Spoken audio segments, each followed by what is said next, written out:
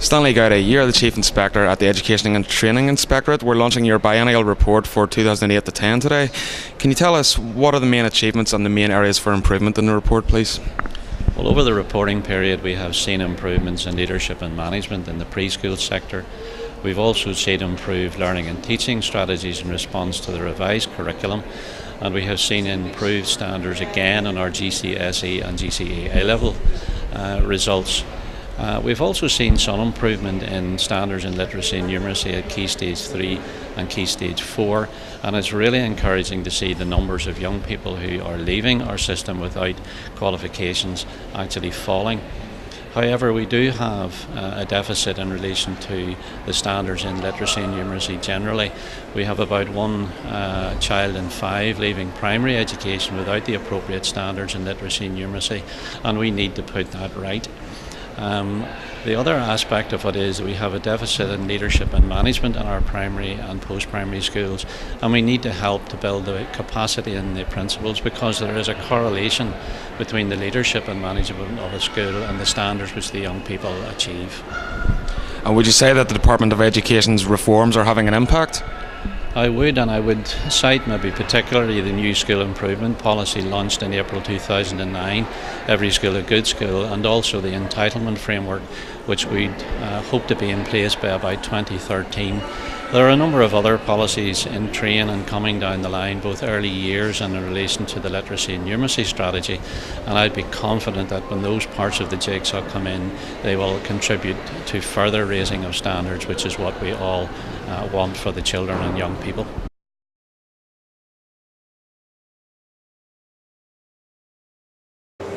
Where were you?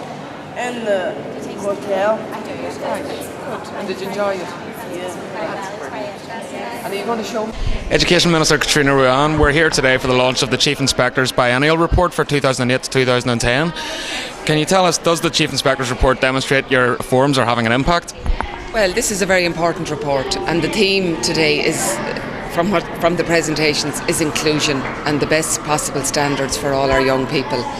Fantastic to see the young people from different schools performing there today and challenging the educationalists who are listening. And I certainly feel challenged, and I'd be surprised if everyone in that room wasn't challenged. Are the reforms working? By and large, they are working. Our Transfer 2010 is putting equality at the core of the system. Our focus on literacy and numeracy is paying dividends. We have more young people staying on post-16, but there are areas where it needs to improve. It's not acceptable that 1 in 5 children are leaving primary without adequate, with poor literacy and numeracy, and we need to step up our inclusion and the highest standards for all our young people. The report highlights in some areas the standard of leadership needs to improve. How important is good leadership in a school setting? Good leadership is essential.